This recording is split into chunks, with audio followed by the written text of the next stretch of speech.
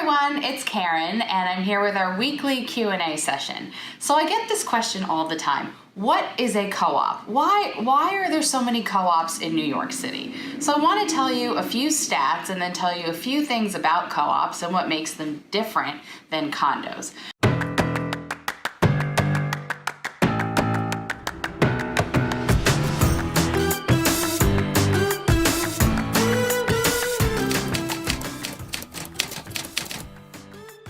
So New York City, overall, we've got all of these buildings, right? There's thousands of buildings and there's no signs on them that say rental building, condo, co-op. You don't really know what's what, right? So back in the day, we had mostly rental buildings, right? Like built however long ago.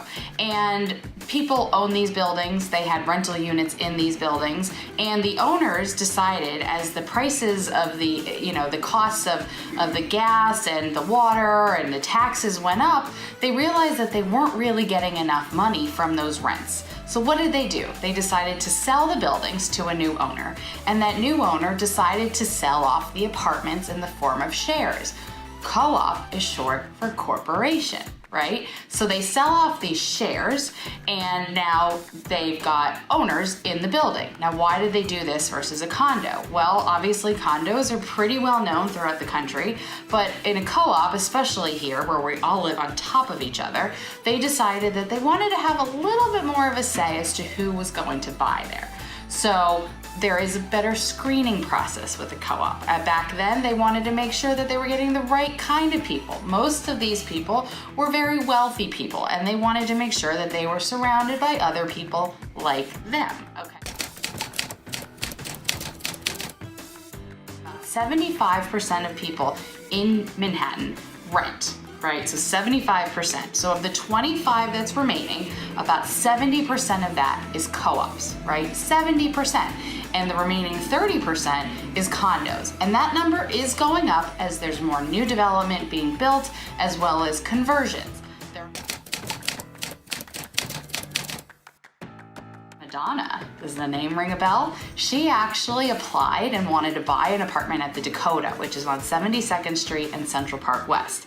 But the co-op board decided, we don't want to have the paparazzi here, we don't want to have all of these things going on about her and more people looking at the building than already are, so they rejected her. And what did she end up buying? A townhouse. An exclusive townhouse with a gate, and all the paparazzi could be there however long they want.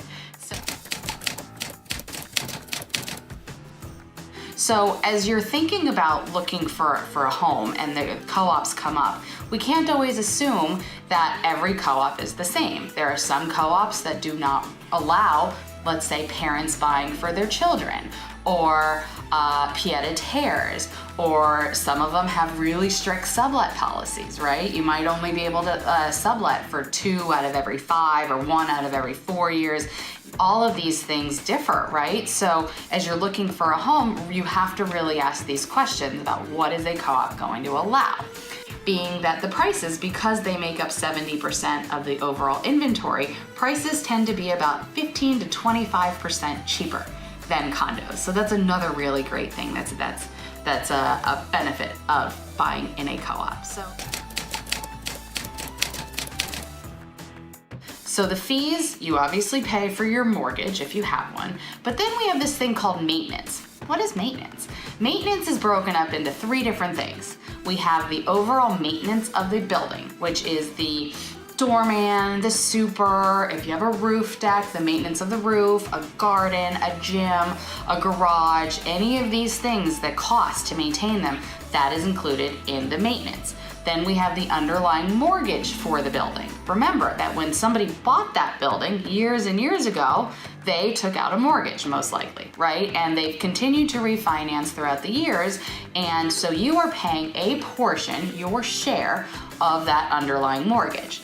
Then we have taxes. These are the taxes for the building. Again, allocated by shares, right? So you're only paying your portion based on the number of shares that you have. where did the shares come from and how did we come up with this number, right? In some buildings, they're pretty arbitrary, right? So they could be everybody in the A line pays the same amount. Everybody in a 1-bedroom pays the same amount. Or it could be you're on a higher floor, you have a combo unit, you have a view. There could be multiple reasons, but these shares were designated way back when the co-op actually turned into a co-op from a rental building, right? So these shares are set and you can't really change the shares unless maybe you buy a portion of the hallway. Even when you buy a neighboring unit, you will then have the combination of those shares together. The shares don't often change. So the shareholders all share the responsibility, just like a corporation would. They share the responsibility for the building. So if something happens with the roof, if something happens with the boiler, if the shareholders decide that they want to limit the amount of the number of years that they could sublet, all of this gets determined by the shareholders as a whole, obviously by the board of directors for those shareholders.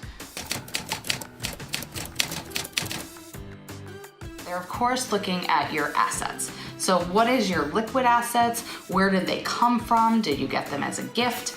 Are they part of a trust? Where are they, right? Then we talk about debt and your debt to income ratio. So what is your monthly debt compared to your monthly income? Co-ops vary, right? So some co-ops might be 28%, some might require 25%, some will allow up to 50%, right? So we always have to ask, what does the co-op require? They obviously have better screening. So unlike a condo, where the condo board has what's called the right of first refusal, and they can either accept the applicant or they can choose to purchase or use that apartment for themselves. In a co-op, the screening committee will screen the application, and an application about this thick, right? Many copies often need to be printed, but they screen every single buyer. They meet with every single buyer. And so they get to see, like, who are these people like?